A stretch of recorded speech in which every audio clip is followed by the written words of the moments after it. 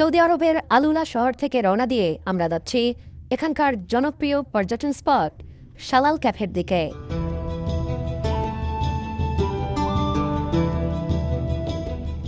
শহর থেকে প্রায় 40 কিলোমিটার দূরে পাহাড় ঘেরা এক জায়গায় গড়ে তোলা হয়েছে রেস্টুরেন্টটি। শালাল ক্যাফে দেখার পাশাপাশি সেখানে আমরা কমলার বাগানও পরিদর্শন করব।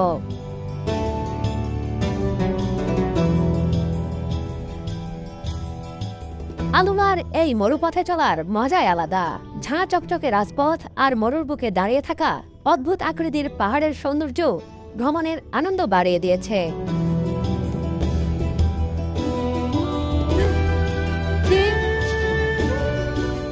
আগের ভিডিওতে বলেছি, আলুলায় এসে আমার একবারের জন্য মনে হয়নি আমি দুনিয়ার মধ্যে আছি। ভূপ্রকৃতি মরু পাহাড় দেখে মনে হয় এটি দুনিয়ার বাইরের কোনো ভিন গ্রহ। আধা ঘন্টারও কম সময়ে আমরা পৌঁছে গেলাম গন্তব্যে। এখানকার পাহাড়ের গঠনটাই অদ্ভুত। উপর থেকে স্যাটেলাইট ভিউ দেখলে মনে হবে পাহাড়গুলোকে কেকের মতো যেন ফালি ফালি করে কেটে রেখেছেন স্রষ্টা। বলে রাখি, আরবি শালাল শব্দের অর্থ ঝর্ণা। এখানে কোনো এক সময় ঝর্ণা ছিল, সেই হিসেবেই পাহাড়ের মাঝের এই জায়গাটিতে শালাল নামের ক্যাফে খুলে ব্যবসা পরিচালনা করা হচ্ছে। আর কি তার সরু পথ, দুপাশে গা থেকে যায়। গা ছমছম করা একটি অবস্থা, যে এখানে একজনের বেশি দুইজন হেঁটে যেতে পারবেন না। সুড়ঙ্গ পেরিয়ে আসার পরে এখানে বিস্তর ফাঁকা জায়গা রয়েছে। এই পাহাড়ের পাদদেশে দেখুন, চারপাশেই পাহাড়, এখানে একটু ফাঁকা জায়গা রয়েছে। আর সেখানেই রয়েছে বিভিন্ন ধরনের খাবারের পসরা। এখানে যে পিঠাটি তৈরি করা হচ্ছে এটাকে তারা খবুজ বলে।